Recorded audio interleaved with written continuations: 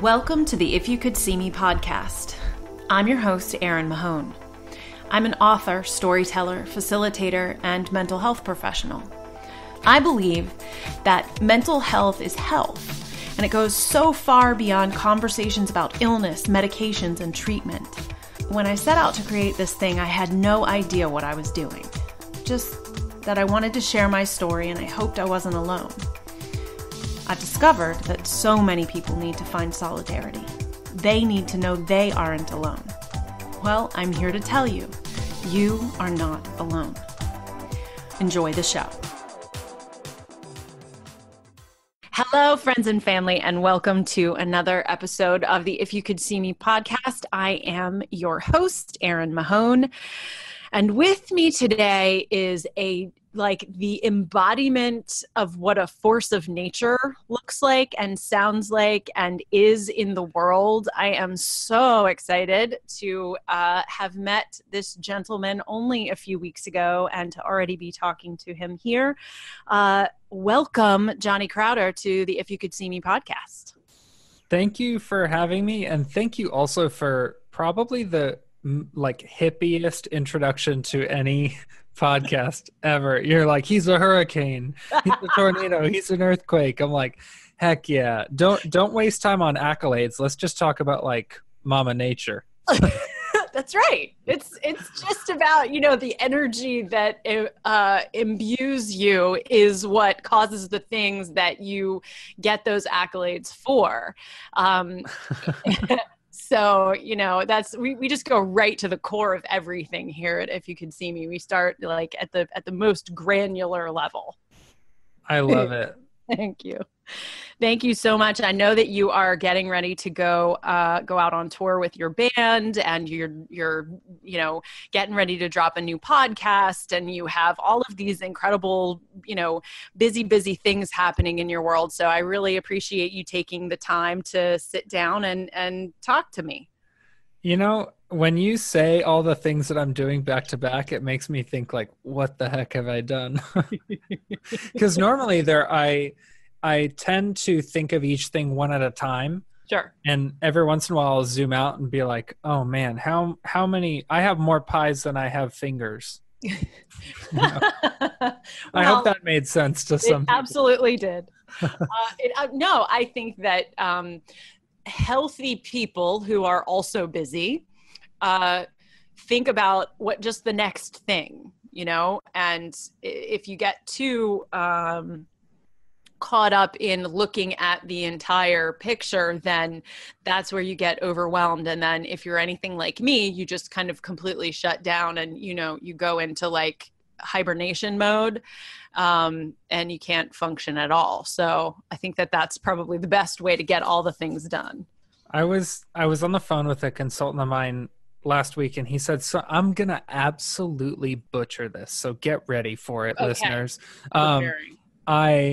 I was talking to him about how I was trying to basically do a million things at the same time, which, as you will come to find out, is very indicative of that I am that I am being authentic.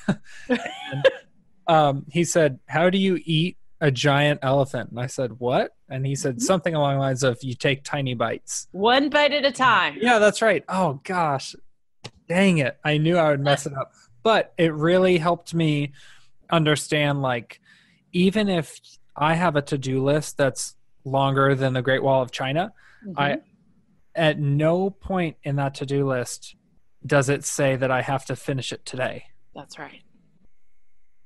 That's right. So,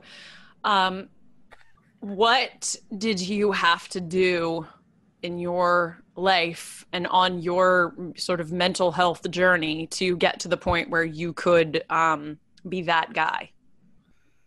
I think that listeners are not going to like this answer. Fail. I had to fail every single day.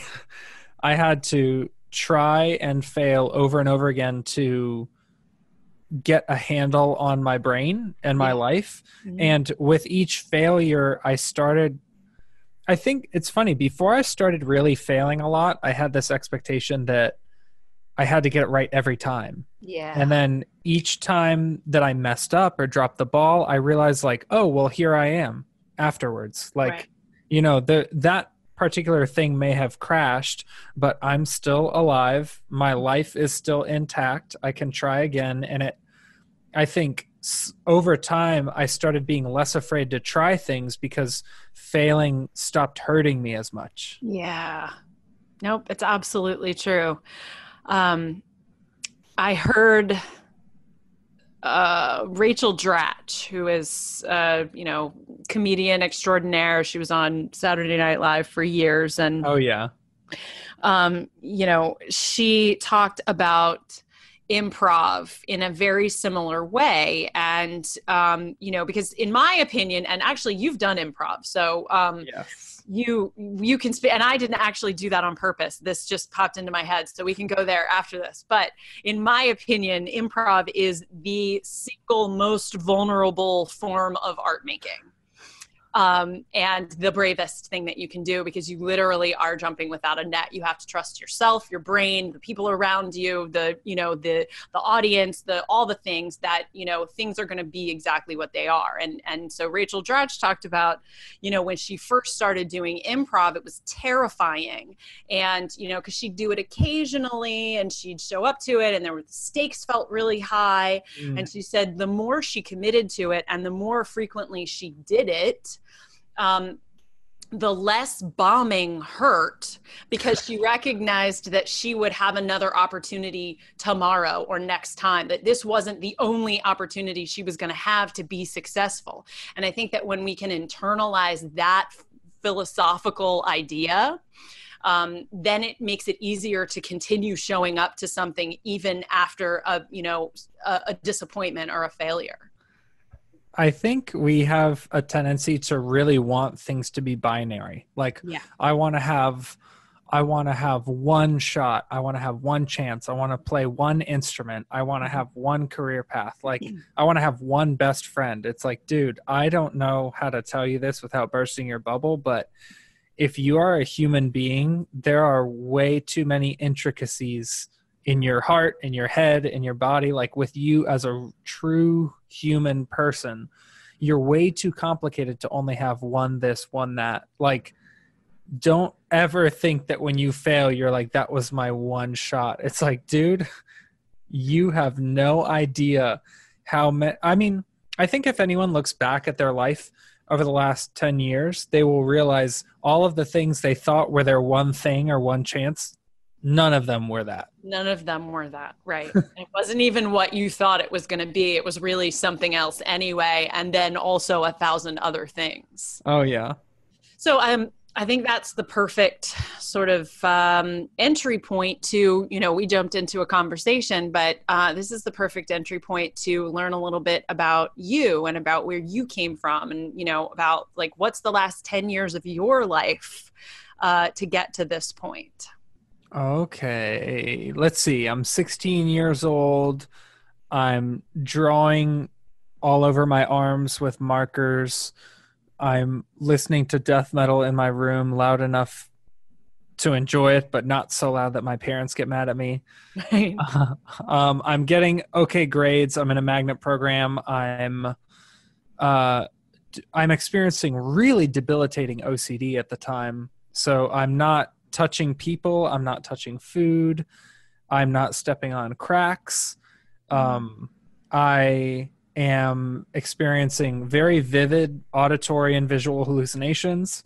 So I'm meeting cheerleaders that don't exist. I'm petting wolves that don't exist.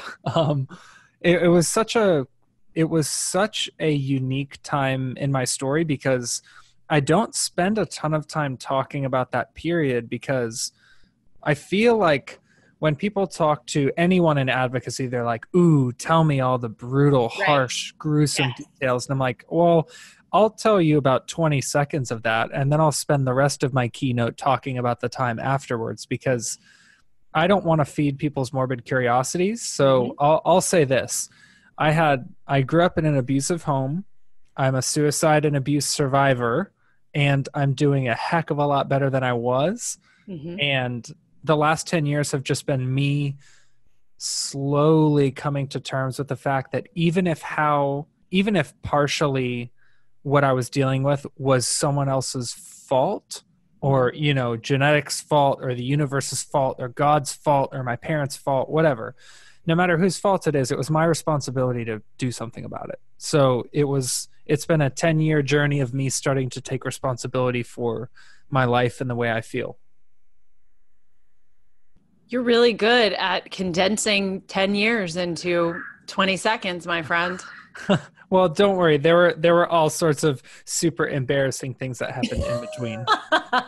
No, but you know, it's really funny because when I first wrote my first show and I got up on stage and I told stories about my life and my family and, you know, all of those things. And I tried really hard to do that from a place of light and, resilience and humor when possible. And I had people say, I just wanted it to be like darker and gorier. And I'm like, well, then you need to go to a different show because that's not what this is. Yeah.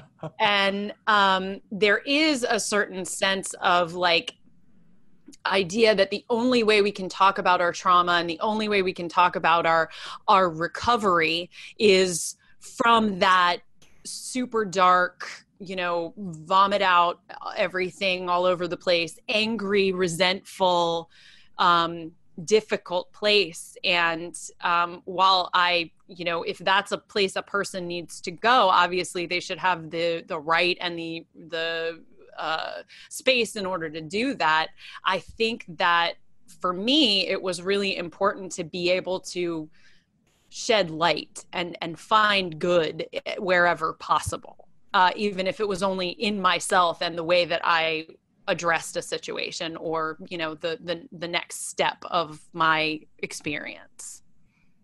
Man, I understand. I think I understand the like wanting to see the ugly stuff. Like I understand morbid curiosity. I used to watch movies that I knew would really, really scare me and shake me because there was something about me that liked being exposed to it. But now I just think, you know, it's sort of like you said, if you want that stuff, there's no shortage of it. Watch the news. Right. You know, there's all sorts of different places you can find that. I don't want to be another repository of that darkness when I think there's so little representation of the diagnoses that you and I have dealt with that is actually changing the stigma. And I want to be careful not to accidentally use our platforms to reinforce that stigma. Exactly. And I thank you so much for that because you are very intentional about the way that you talk and about the way you think about these things and about the energy that you put out into the world. You know, when we met a couple of weeks ago, you are just, you know, genuinely you are a force. And I know that seems like, you know, a hippy dippy way of saying that, but it's just true. I mean, you know, everybody in the room was just like, dude, we're watching somebody who is a star become what he's meant to be in this world. And what I admire so much about the work that you do is that you are so mindful of the young people like you who, you know, may be in that 16-year-old place that you were in 10 years ago, to have a sense of hope and belonging and connection and to be able to see that, you know, it does get better and that they are not alone. Can you talk about what has motivated that through, you know, you've created something called Cope Notes, which I love and adore. And you are also in a band and you connect very viscerally through your music with people who have experienced real trauma.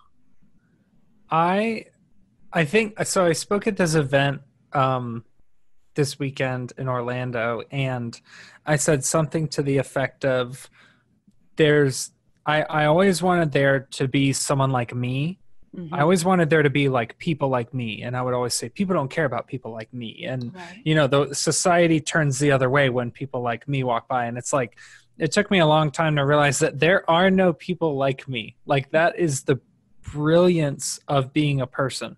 Mm-hmm. There are people like us, right. As in humans, community. There are plenty of people like us if we find them, but there's nobody like me. There's nobody like you. And it's so interesting to try to balance that message in music, because you want to tell kids, hey, you are individual and unique. So don't think that you need to find someone else that will validate your idiosyncrasies, but also don't think that there's no one else that you can connect with.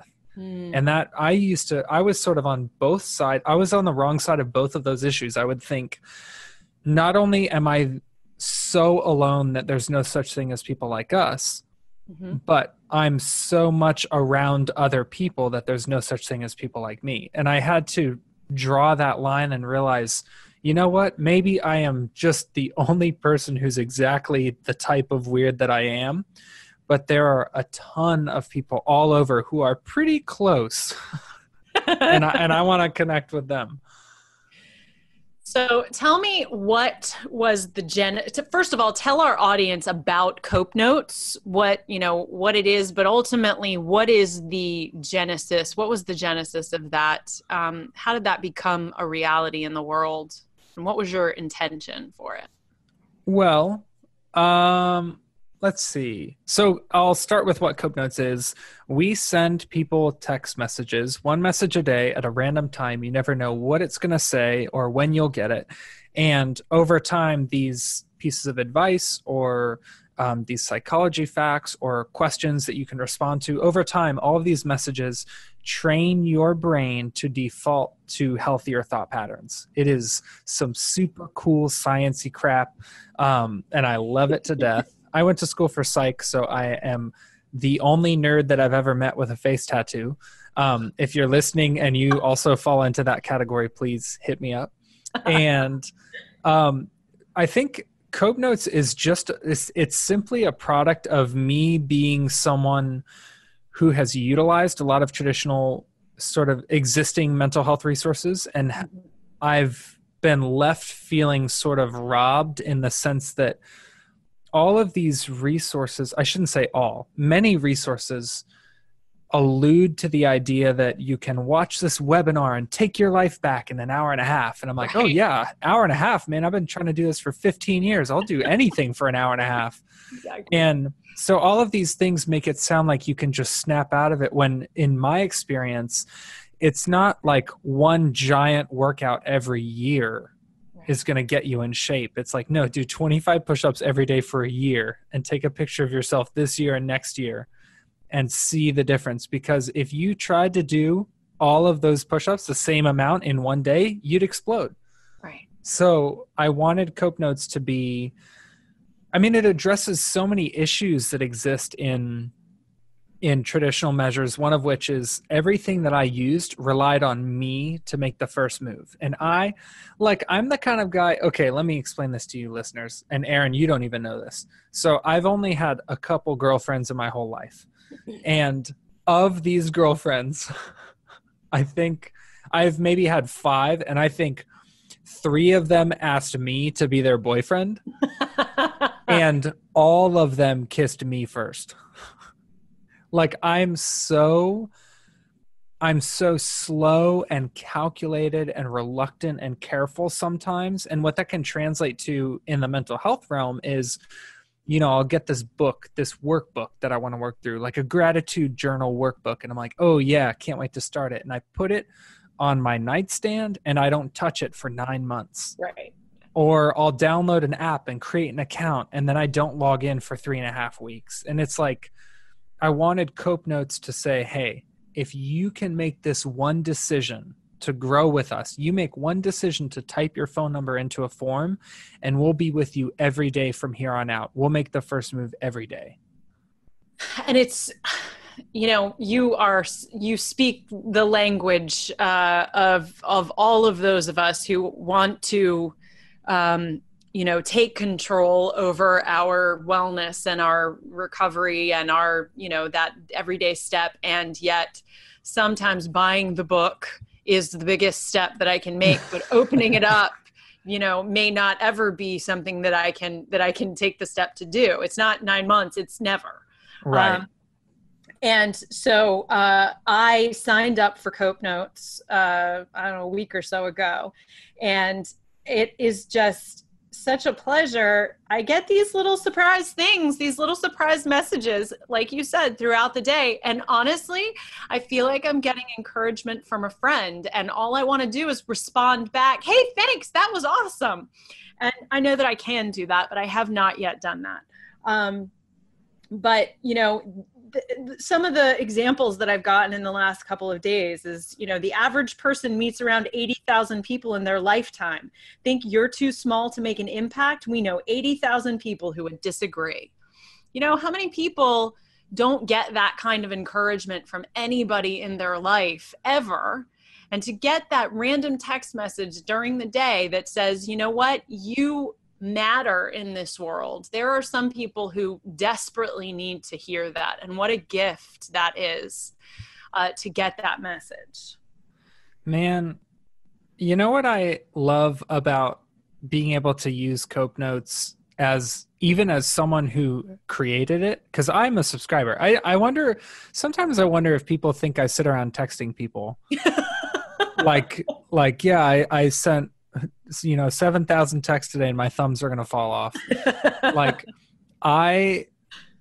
The beauty of using Cope Notes, even as someone who created it, is it's not necessarily that the content, like not every day do I receive a text that absolutely switches my whole life upside down. Sure. Because that's not the point. The point is equipping people. And there are moments, for those of you who don't know, the trial is the same for everybody, but then when you subscribe, everyone gets a different text on a different day at a different time. So no two people receive the same text once you subscribe. And so I will receive a text that I wrote a year ago that I totally forgot I wrote during a time when it is so specifically applicable. Like, no lie, yesterday someone commented on our Facebook. They said, I got a text that mentioned yawning while I was yawning. And I'm like, holy crap, what are the odds? Because all of these texts are randomized. We created this algorithm that sends them all at different times for different people. So it's not like I knew some guy in Toronto was yawning. Right. You know, it's just like the way that Cope Notes shakes out is some texts you put in your tool belt and save them for a week or two from now, or a month from now, or a year from now, when you can actually put that to good use. Some texts, they encourage you in that moment and help you stick with it. And some texts flip you upside down. You look around like you're on the Truman Show. Right. Yep. It's true. It absolutely is true. Actually, that happened to you while we were together a couple of weeks ago. Yes. And we had been talking about something.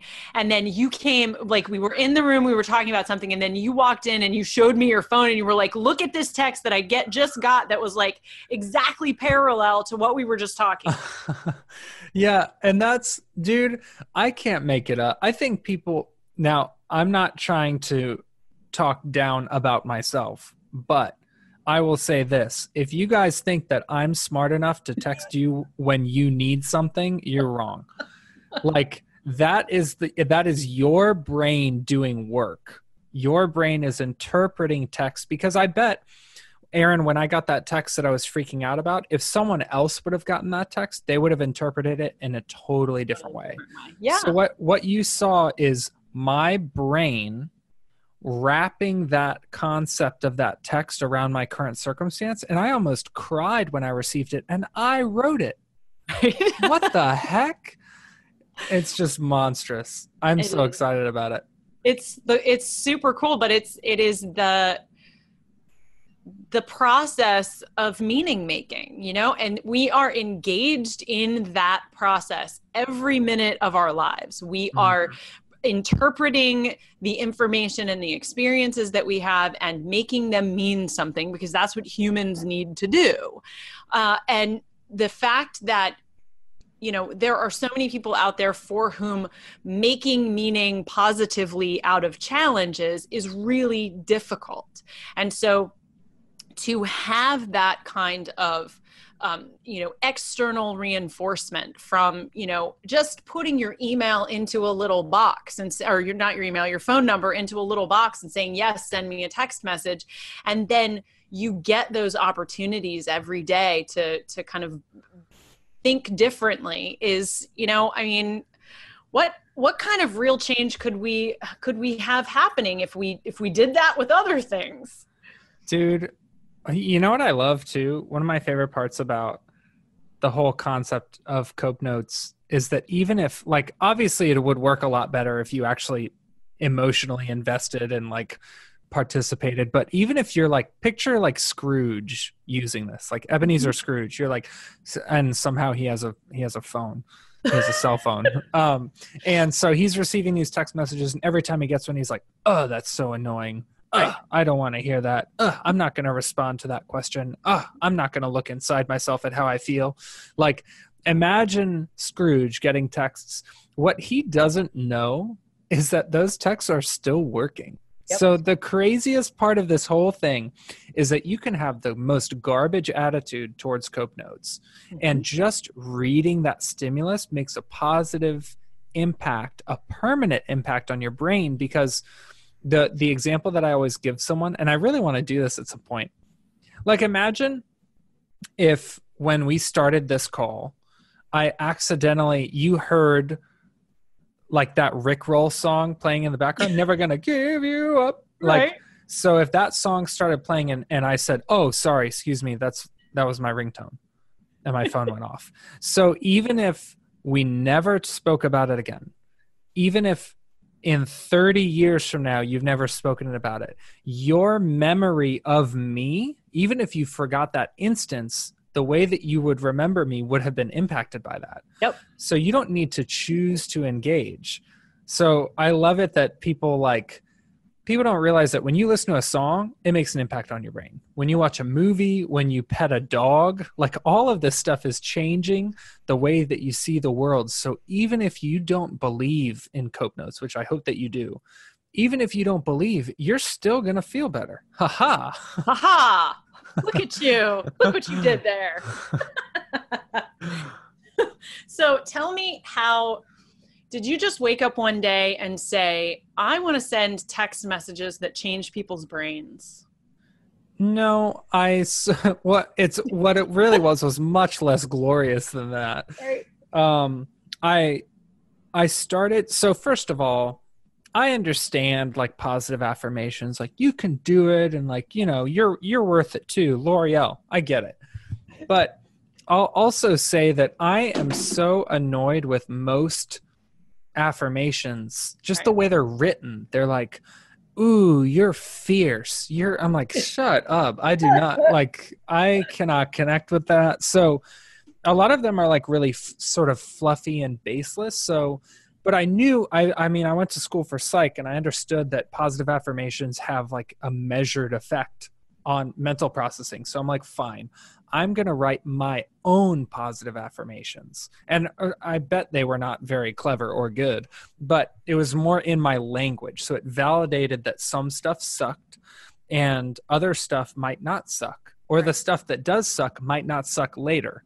So I literally wrote sticky notes and like stuck it to my mirror in the bathroom. And after a couple of days, it would blend into the background. I would totally ignore it on accident. I wouldn't even see that it was there. Sure. And then I started trying to move the sticky notes around my house, but you can't, it was hard to surprise myself. You can't surprise yourself. Right. You can't tickle yourself either. No, you cannot. I was like, man, I wish someone could just move these around for me. And I was like, that's a stupid idea. But I wonder if there's a way to, because also if you see the same message every day, yeah, like after a few days, it doesn't mean as much. Mm-hmm. So I was like, man, I wonder if there was something, I wanted to create something where not only did the message change every day, so you wouldn't, it's called habituation, when your brain tunes something out, like that, right, like the air conditioner or something. You're like, I didn't even know that was making a sound. So I wanted to change the content a bunch. so you wouldn't get so used to the content that you wouldn't read it, but also change the timing so you wouldn't be like, oh, it's 1:00 and here comes my Cope Notes message. Like, I want you to be caught off guard every time, because that's when your brain really does work, when it's trying to catch curveballs. Right. Wow. It's amazing. And so are you a tech genius, or did you have like employ, other experts to help you develop this? I'll say this right now, my friends. The only reason I created Cope Notes is because I'm not a tech genius. Because I bet if I was a tech genius, I would have known how hard it would have been to create something like this, and I would have not done it. Because I thought, let's just send people text messages. Right. Voila. Super easy. I had no freaking idea how complicated setting up some of this stuff would be. So I was doing everything manually for a while, and not manually sending text messages from my phone, but I was doing a lot of the programming manually. And then someone reached out to me online who I had met in college, and he was going for computer science or computer engineering, I think, something. And I went for psych, and he just said, hey, let me take a look at what you're working on, see if I can help automate some things. And then, so we had a call, and he was like, Johnny, what you're doing is so not scalable. Like, you're going to explode if a lot of people want to use this. Like, you need to build something where you could onboard, 50,000 people at once and not literally melt into a puddle. So his name was Matt, and he reached out, and he actually became our first full-time employee just by his buy-in and, taking responsibility and offering advice that really shaped a lot of the functionality that Cope Notes has today, and a lot of the really exciting functionality that's coming in the next couple of years. Amazing. So it is true that we can't do things alone. Dude, I can't explain how bad Cope Notes would be if I still did it by myself. I need it. Dude, I have a panel of like mental health professionals who look over all the content and proofread it to make sure it's actually psychologically valid. I have a ton of different consultants. I have a chief technology officer. I have developers. I have interns. I have artists. Like, if I tried to do all this stuff myself, it would look really homemade. That's the nice way to say it. So you are, in addition to Cope Notes, in which you are a part of a group of people creating a really incredible, powerful thing. You are also in a band called Prison, and you are creating a really remarkable, big thing that continues to grow. Can you talk about your band and how music has been, an important part of your life? Dude, well, I know that without music, I wouldn't be here.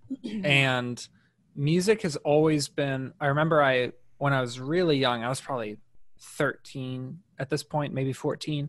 And I heard this band called Trash Talk for the first time.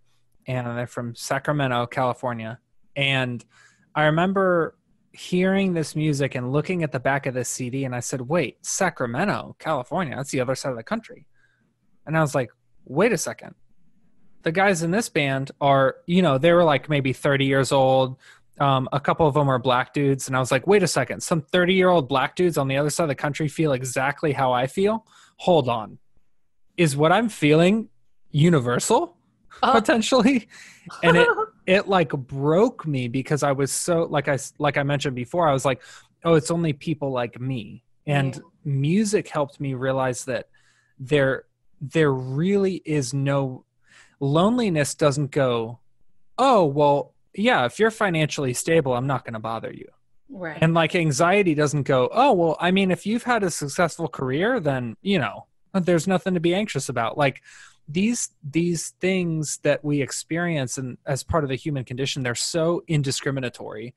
Right. And we have this idea that pick and choose, but we have so many examples in culture of people from all walks of life, all ethnicities, all genders, all sexual orientations, people feeling these similar feelings. And I think music is the purest expression of saying, like, I may not understand exactly how you feel or exactly what you're going through, but I traveled here across the country to tell you that I think I might understand some of it.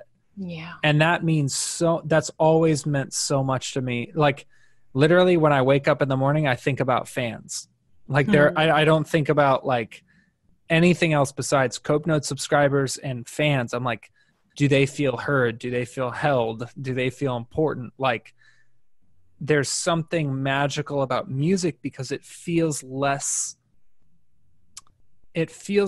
pointed for some reason. Sure. Like when someone writes a song, it feels so accessible universally in the way that someone's testimony might not. You know what I mean? Sure. So and yet the band that you are currently in, that you're getting ready to go on tour for, is a death metal band, correct? We'll say metal for most. Okay. I think metal is easiest for people to wrap their head around. Gotcha. So can you talk to me about what specifically drew you to that form of music, and what is unique about your fans? Oh man. Well, what's unique about metal, I think, is just that there's this sort of uninterrupted honesty that, and obviously it's not true across the genre. I mean, some people will like, there's variance in every genre, but I think what really drew me to hardcore and metal and punk was that these people it's not like the pop version of honesty where they're like, I miss you, baby. Right. I got my makeup on and I still wanted to look good for the video. And I'm making this so I hope you come back. I mean, it's like, I think there's sort of a polished form of honesty that's accepted in popular music. And then in metal, it's sort of this extra layer of vulnerability where these people who, there's people who are super tough looking, bunch of tattoos, and they're singing about how like they lost their father in a car accident. And it's like, whoa, I would never expect that level of honesty and vulnerability from someone who seems like they wouldn't really open up like that. And that's what really drew me to metal, was the sense of community and people just sharing like, hey, here's what I've been through, here's how I feel, and other people saying me too. Right. It wasn't like, oh, what a freak, like get it together. Everyone's parents die at some point. Like the response is nothing like that. It's like, people who haven't experienced that saying, wow, I can't even imagine. And people who have saying, I'm right there with you and we'll talk all night about it. I'm just reflecting on everything that you're saying, Johnny, because the thing that I love about you is that you're just like a light in darkness. You have every right or reason to be a hard dude. And, and even in you are a guy, like you said, with a face tattoo, and, you have tattoos and you sing in a metal band, and, you could be perceived as a harder person.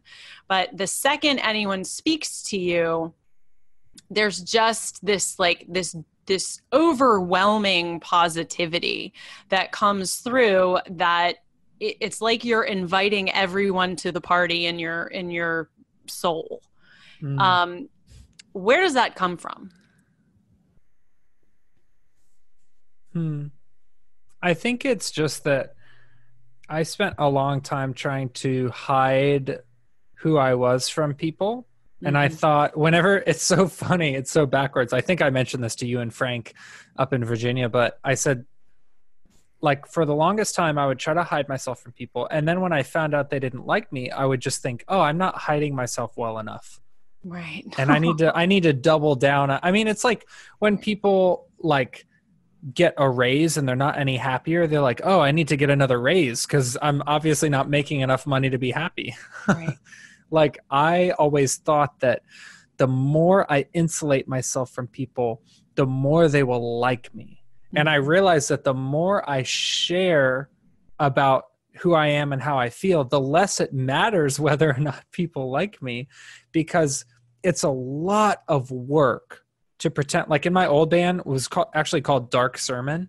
And in that band, I sort of went into like this mindset on stage where I sort of like let a different version of me out. And it was very taxing. It was like a lot of work. It was very difficult on my body, and I was exhausted all the time, really, really heightened levels of fatigue. And in prison, I get on stage and I'm dancing around and smiling and like hugging fans in the middle of our set and like stage diving when I should be singing. Like, I'm having an absolute blast on stage, and I'm easily expending like 5 times as much physical energy. I move around way more. Yeah. And afterwards, my throat doesn't hurt. My body doesn't hurt. I feel like $1,000,000 because it's never work to be yourself. Right. And I always want to invite people to meet the true me, because that's so much more sustainable. If I have to wear a mask, I can only last for like an hour and then I need a day to recoup. But if all you want is just to hang out with Johnny, I don't have to do any extra work putting on makeup or a certain outfit or whatever the heck you need, then I could do that for the rest of my life. Yep. That's really the ultimate message, is that, you know, it is so much less work to just be yourself and to not resist that, or to resist that inclination to hide and pretend. And, you know, I think the more people see folks like you doing that, especially the young people that you come in contact with, the more okay they will feel to do it themselves. Man, I've literally had kids come up to me at shows and say, like, you know, I've been wanting to paint my nails for years and I've been so afraid to. And when I saw a photo of you with your nails painted on stage, I painted my nails and I feel more like myself than I ever have. And I'm like, wow, nail polish. Like something that most people think is like totally trivial, or like hair dye. Like, don't you understand? Maybe some of these people aren't running away from, because everyone's like, oh, you're trying to dye your hair to run away from yourself. It's like, maybe they're trying to feel more like themselves. And This is their first time ever trying to look like they feel. Like that, in my opinion, that should be championed. Like, anything that you do to try to align your outward, you know, the way you speak or the way you act or the way you look, like if you're trying to figure out how to be more authentic, and part of that process is you dyeing your hair green, maybe you won't like it, maybe you will. But what matters is you actually took a step towards trying to figure out who you really are. And most people never do that, especially if it's at the expense of another person's approval. Yeah. Yeah. So when you talk to parents or educators, what are the things that you tell them about how to meet their children where they are? I think so I do a lot of reflecting on how my mom must have felt when I was growing up, because at the time I was like, man, she doesn't know what I'm going through. And now I look back and I'm like, man, I didn't know what she was going through. Right. So I think that what I really want to stress to parents is what matters the most to a kid is that the parent, at least, you know, I shouldn't even speak in terms that general. I'll say this. What mattered most to me when I was younger is whether or not my parents really cared enough to ask or spend time with me when I was going through something. So I think sometimes parents think, well, I mean, yeah, I sat down and I said, well, how's your schizophrenia? And it's like, that's freaking terrible. Like, don't you see how that would not like help? And what I try to tell parents is like, sometimes it's, if you see your kids sulking around and they don't want to be a part of anything, maybe it looks something like, hey, I was thinking we could go see a baseball game on Thursday. Sure. And literally the whole time, you never bring up mental health. You never bring up attitude. You never bring up conduct. You are together doing something and bonding and sharing, because what that says to the child is, wow, even when I'm being a brat, or even when I'm depressed out of my mind, or even when I'm not the version of myself that I think my parents like, they're still choosing to spend time with me. And that unconditional love is the only thing that can coax out enough honesty for you guys to make progress in your relationship.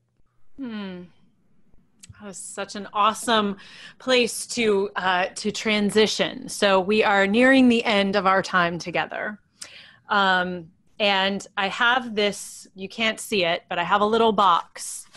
Can you hear it? I sure can. It's filled with little questions. And I'm starting to do this whenever it makes sense and there's time. At the end of the podcast, the final question is a completely random question coming from this box. I love it. So I'm going to just reach around in here and come up with the perfect question for Johnny that the universe wants me to ask. Hey, that's kind of Cope Notes. It kind of is, right? It kind of is. Okay. Here we go. All right, so this will be interesting.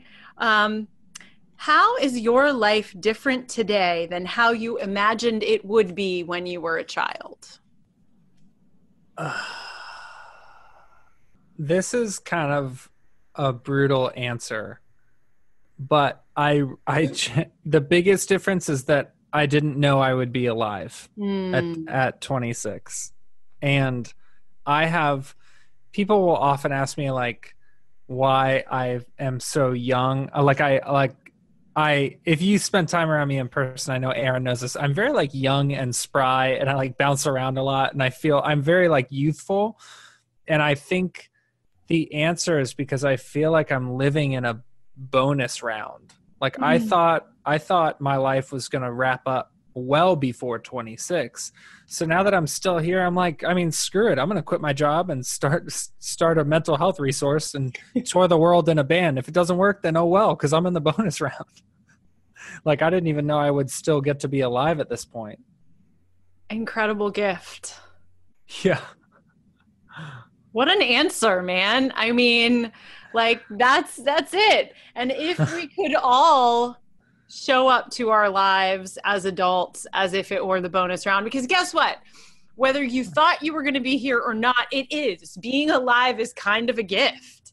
And pretend like, it's not. And like, it's always very stressful and it's hard. And I complain constantly about how hard it is to be a grown-up. And what's true is that it's a freaking gift, and we get to be here and we get to do all the things that we get to do every day. And Johnny Crowder, you are like a beacon of light and hope. You are a force, all the hippy dippy words. I don't care. Heck yeah.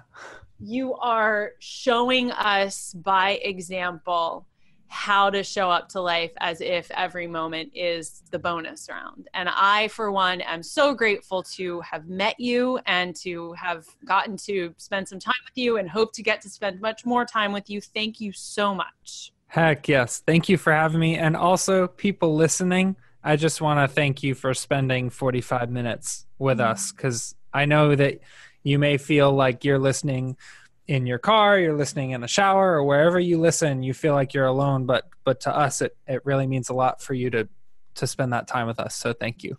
You are not alone. You are one of us, and welcome to the family. Thank you so much, Johnny. Thank you.